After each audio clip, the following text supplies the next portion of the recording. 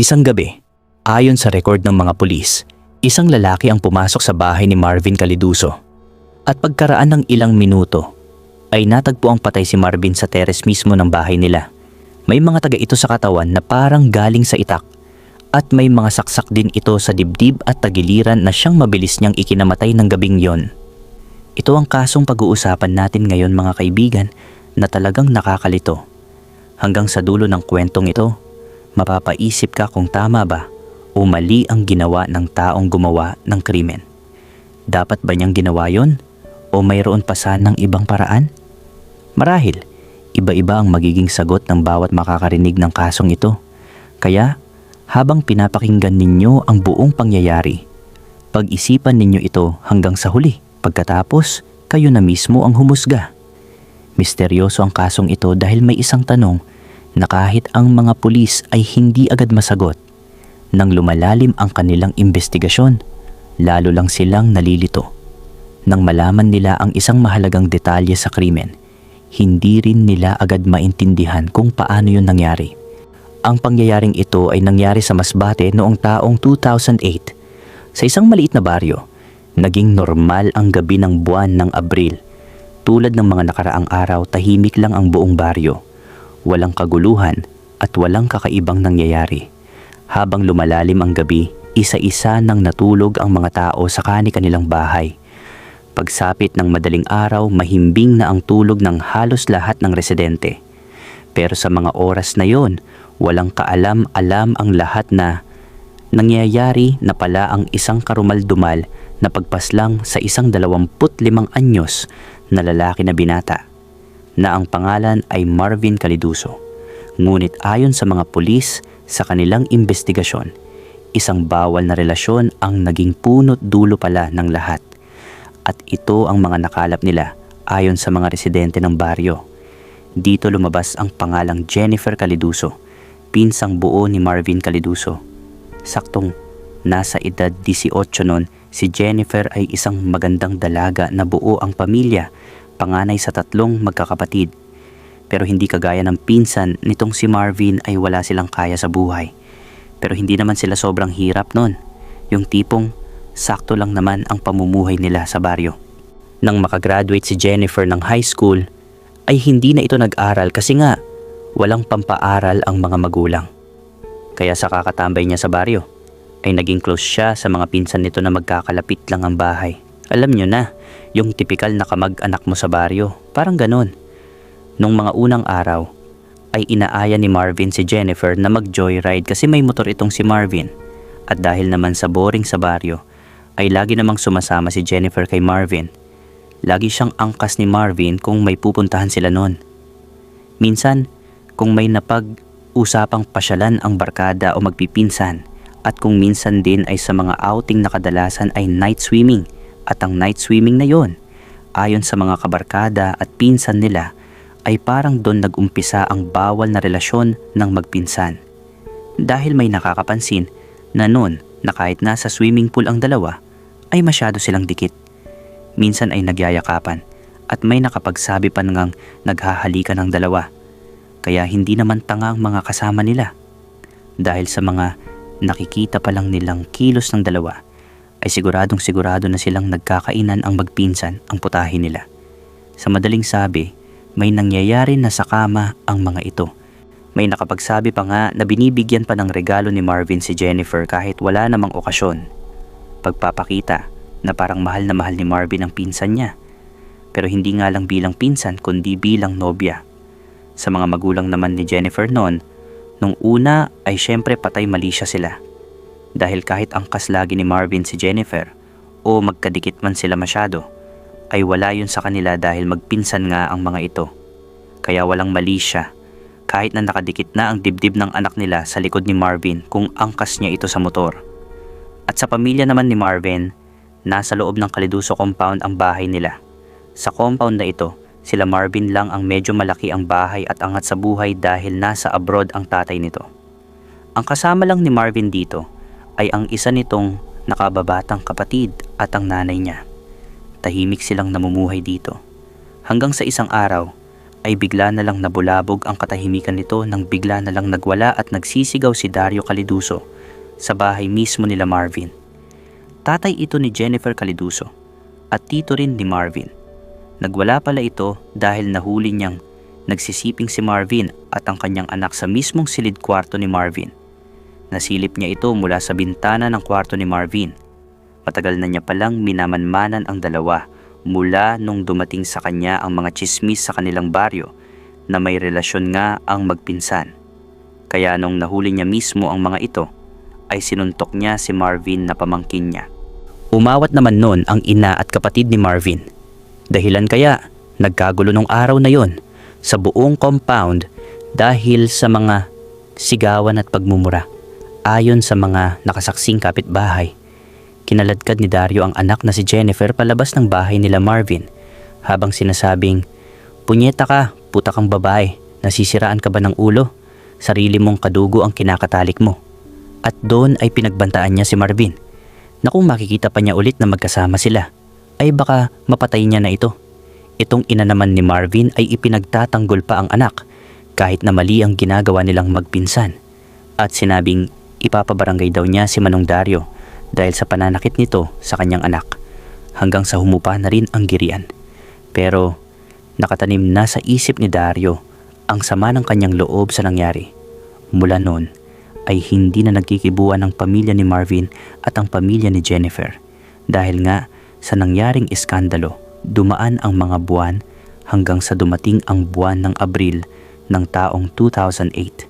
Gabi yon, gaya ng nakasanayan ni Marvin, ay umakyat siya sa kanilang teres sa taas dahil summer nga ng mga panahong ito, kaya mainit sa loob ng bahay at mas gusto niyang natutulog sa malaking teres nila sa taas.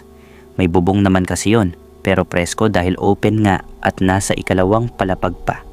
Kasama niyang natutulog dito ang kanyang kapatid. At ang teres nilang yon ay may hagdan na pwede kang umakyat mula sa labas kahit hindi ka na pumasok ng bahay. Ayon sa kwento ng kapatid ni Marvin, hindi niya alam ang mga sumunod na nangyari. Dahil ng gabing yon ay gumising siya at umalis para kitain din ang girlfriend niya. Kaya naiwang mag-isa si Marvin sa teres na mahimbing ang tulog. Pero hindi alam ng kapatid niya na doon na pala niya huling makikita ng buhay si Marvin. Ayon sa nakalap na impormasyon ng mga pulis, habang mahimbing ang kanyang tulog, may isang lalaki ang tahimik na lumapit sa kanilang bahay. May hawak itong itak. Dahan-dahan siyang umakyat sa hagdanan ng teres at siniguradong wala siyang magigising. Pagdating niya sa teres, nakita niyang mahimbing na natutulog si Marvin Caliduso. Wala itong kamalay-malay. Nang bigla na lang itinaas ng lalaki ang kanyang itak at sunod-sunod na hinataw ng taga si Marvin Caliduso. At hindi pa yon nakontento, ay sinaksak pa siya ng 2 beses ayon sa mediko legal. Napakabilis ng pangyayari. Marahil ay nakadilat pa si Marvin Caliduso ng ilang sandali pero wala na siyang pagkakataong makalaban o makatakas. Sunod-sunod ang ginawang pananaga ng salarin hanggang sa mawalan na siya ng buhay. Kinabukasan, nakita ng kanyang pamilya ang kanyang katawan sa teres. Nang makita yon ng kanyang ina, ay napasigaw siya sa sobrang gulat at pagkagimbal sa nangyari sa anak. Narinig yon ng mga kapitbahay, kaya agad silang nagsilabasan ng kanilang mga bahay. Mabilis na dumami ang mga taong nagpunta sa kanilang bahay. Lahat ay nagulat sa kanilang nakita. Walang makapaniwala na nangyari yon kay Marvin. Agad na ipinagbigay alam ng mga residente ang nangyari sa pulisya. Hindi nagtagal ay dumating ang mga pulis. Agad nilang sinuri ang lugar kung saan natagpuan ang bangkay ni Marvin Caliduso. Marami pa ring bakas ng dugo sa teres nila. Kitang-kita sa lugar na matindi ang ginawang pagpatay. Ayon sa mga pulis, malinaw na sobrang brutal ng naging pag-atake sa biktima. Sa umpisa ng kanilang investigasyon, inisip nilang baka may matagal na itong kaaway at paghihiganti ang dahilan ng krimen. Pero nang tanungin nila ang pamilya, mga kapitbahay at mga kakilala ni Marvin Caliduso, iisa lang ang naging sagot ng lahat. Wala raw siyang kaaway. Hindi rin daw siya kilalang palaaway o mahilig makipaggulo. Dahil doon, lalo pang nalito ang mga pulis. Kung wala siyang kaaway, bakit may papatay sa kanya? Sunod na sinuri ng mga pulis ang buong bahay. Inisip nilang baka may nawawalang gamit at baka pagnanakaw ang totoong motibo. Pero matapos nilang tingnan ang buong bahay, nakita nilang kumpleto pa rin ang lahat ng gamit. Walang nawawalang pera o mahahalagang bagay. Ibig sabihin, hindi pagnanakaw ang dahilan ng krimen. Habang nagpapatuloy ang investigasyon, lalo lang naging misteryoso ang kaso. Pero habang mas iniisa-isa ng mga pulis ang lahat ng detalye, may isang impormasyon silang nalaman. Hindi raw nag-iisang natutulog si Marvin Caliduso sa teres nung gabing yon. May kasama pala siyang kapatid niya. Mahalagang impormasyon yon para sa mga pulis, kaya agad nila itong ipinatawag upang tanungin. Ayon sa kanyang kapatid, ay umalis daw ito ng gabing yon para kitain ang girlfriend nito. At mahimbing daw ang tulog ni Marvin ng gabing yon nung umalis siya. At hindi niya raw alam ang mga sumunod na nangyari nung nawala siya sa bahay. Hindi agad naniwala ang mga pulis sa sinabi niya. Kasi kahit nakapatid pa ni Marvin ito, ay pwede pa ring maging suspect. Para sa kanila, mahirap paniwalaan na may brutal na pagpatay na nangyari sa mismong kapatid niya, pero wala siyang nalalaman kahit kaunti. At baka sinadya naman nitong umalis dahil alam niyang may papatay dito. O di kaya naman ay siya mismo ang pumatay kaya umalis siya ng gabing yon. Dahil siya lang naman ang lagi raw nitong nakakasama sa teres nila tuwing gabi. Maraming naglalaro sa isipan noon ng mga pulis. Dahil doon, lalo pang dumami ang tanong ng mga investigador. Sa puntong yon, nagsimula ng pagdudahan ng mga pulis ang kanyang kwento. Pero wala pa silang sapat na ebidensya para patunayang nagsisinungaling ang kapatid ni Marvin. Habang lumilipas ang mga araw, wala pa ring malinaw na sagot ang mga pulis. Hindi sila makahanap ng matibay na ebidensya o kahit isang tao na makapagtuturo kung sino talaga ang pumatay kay Marvin. Dahil dito, unti-unting bumagal ang kanilang investigasyon. Pero makalipas ang ilang araw, may isang impormasyon na natanggap ang mga pulis na muling nabigay ng direksyon sa kaso. Nalaman nila na si Dario Caliduso, na tiyuhin ni Marvin Caliduso, at dati rin palang tumira sa bahay nila Marvin bilang kasama nilang nagsasaka. Dahil nasa abroad nga ang kanilang ama at siya ang umaasikaso dati sa lupa nila. Pero bigla raw nawala si Dario. Umalis ito kasama ang kanyang pamilya papuntang ibang lugar ng Masbate. Nagtaka ang mga pulis. Sa ganitong sitwasyon, kadalasan ay nananatili ang mga kamag-anak upang samahan at damayan ang pamilya ng biktima. Pero sa kasong ito, bigla namang umalis ang tiyuhin. Dahil dito, nagsimula siyang pagdudahan ng mga pulis. Nagpasya silang alamin ang lahat tungkol sa kanya. Sinuri nila ang kanyang mga kilos bago at pagkatapos ng krimen. Habang ginagawa nila yon, may ilan pa silang nalamang impormasyon na lalo pang nagpataas ng kanilang hinala. Pero kahit ganoon, may isang tanong pa ring hindi mawala sa isip ng mga investigador. Na kung totoo kaya na umalis nga ang kapatid ni Marvin sa teres nung gabing yon. Pero hanggang sa panahong yon, wala pa rin silang makitang matibay na ebidensya laban sa kapatid nito. Kaya hindi nila ito mapilit na magsabi ng iba pang detalye. Halos isang buwan ding umikot ang investigasyon sa tanong na yon. Samantala, habang mas sinusuri nila ang tungkol kay Dario Caliduso, lalo silang naniwala na may itinatago ito. Bagamat wala pa silang sapat na ebidensya, kakaiba ang naging kilos nito matapos ang krimen.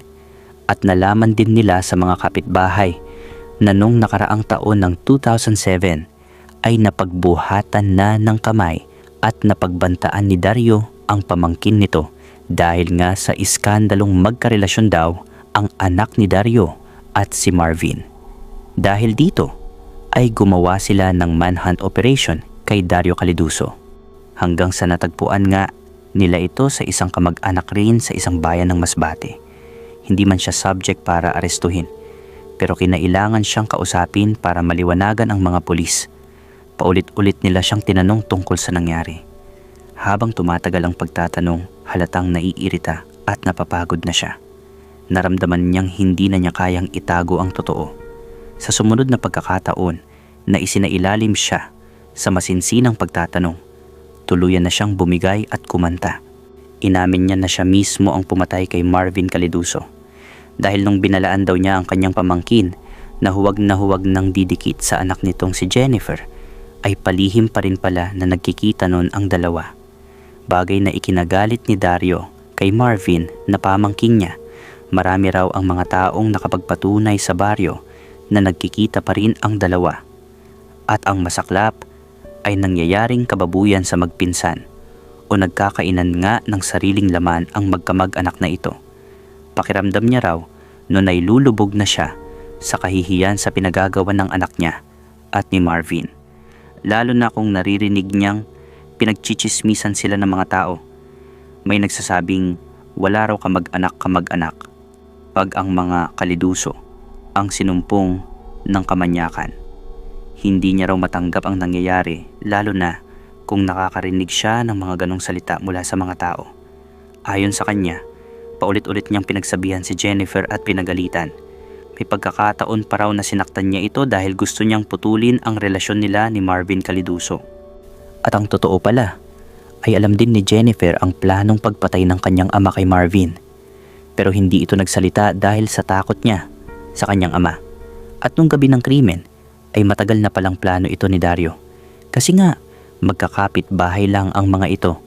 At alam ni Dario ang oras at araw ng pagtulog ng magkapatid sa teres dahil natatanaw ang teres na yon mula sa kalsada.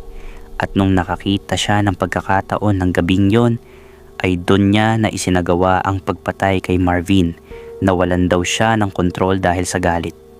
Basta ang gusto lang daw sana niya ay mawala na si Marvin para matapos na ang problema ng kanilang pamilya. Dito niya isinalaysay ang buong pangyayari, buwan nga ng Abril. Madaling araw na pala nun. Alam niyang nasa teres na natutulog si Marvin at ang kapatid nito. Hinintay niyang makatulog ang lahat ng tao sa bahay. Nang tahimik na ang paligid, kinuha niya ang kanyang itak na ginagamit nito kapag pumupunta sa bukid. Tapos ay dahan-dahan siyang umakyat sa hagdan ng teres nila Marvin. Pagdating niya roon, nakita niyang mahimbing ang tulog ni Marvin Caliduso. At wala nga raw doon ang kapatid nito. At doon na niya pinagtataga at sinaksak si Marvin upang paslangin ito. Hindi na nakalaban pa si Marvin. Ayon sa kanya, matapos niyang gawin ang krimen, agad siyang bumaba sa teres. Pagkatapos nun, hinugasan niya ang kanyang mga damit upang mawala ang mga bakas ng dugo.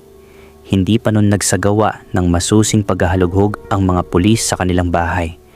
Kaya nang makakita siya ng pagkakataon, makalipas ang 1 o 2 araw, dinala niya ang mga damit sa isang liblib na lugar at sinunog ang mga yon. Ginawa niya ang lahat upang mabura ang mga ebidensya. Pati ang itak ay nilinis niya at itinago. Sa mga sumunod na araw ay nagkunwari siyang wala siyang alam sa mga nangyari. Kasama pa siya sa mga taong nagluksa sa pagkamatay ni Marvin Caliduso. Pero isang beses lang itong nakita sa lamay dahil umalis na ito sa bayan nila bago pa mailibing si Marvin. Ngunit ngayon na nahuli na siya, ay inamin niya ang lahat. Nakita na rin ng mga pulis ang lugar kung saan niya sinunog ang kanyang mga damit. Sinabi rin ng dalaga na pinagbantaan siya ng kanyang ama matapos ang krimen. Sinabihan siyang huwag magsasalita kaninuman tungkol sa nangyari nung gabing yon dahil sa pag-amin ni Dario Caliduso at sa mga ebidensyang nakuha ng mga pulis, tuluyan nang nabuo ang kaso laban sa kanya. At dito na rin napatunayan ng mga pulis na hindi pala nagsisinungaling ang kapatid ni Marvin, na umalis nga siya nung gabing yon at pumunta sa bahay ng nobya niya. Pinatunayan din ng nobya niya na kasama nga niya ang kapatid ni Marvin nung maganap ang pamamaslang sa binata. Matapos ang paglilitis, napatunayan ng hukuman na si Dario Caliduso ang may sala sa kasong murder. Pinatunayan ng prosekusyon sa pamamagitan ng kanyang pag-amin, mga testimonya ng mga saksi at iba pang ebidensya na planado ang pagpatay kay Marvin Caliduso. Dahil dito, hinatulan siya ng korte na may sala sa kasong murder at pinatawan ng parusang reklusyon perpetua. Ayon sa hukuman, ang galit at personal na dahilan ay hindi sapat na dahilan upang kitilin ang buhay ng isang tao. Kaya sa huli, ang bawal na relasyon ni Marvin at Jennifer ay nauwi sa isang trahedya. Si Marvin ang nawalan ng buhay, nasira ang kinabukasan ni Jennifer, at si Dario naman ang tunay na nagdusa sa loob ng kulungan.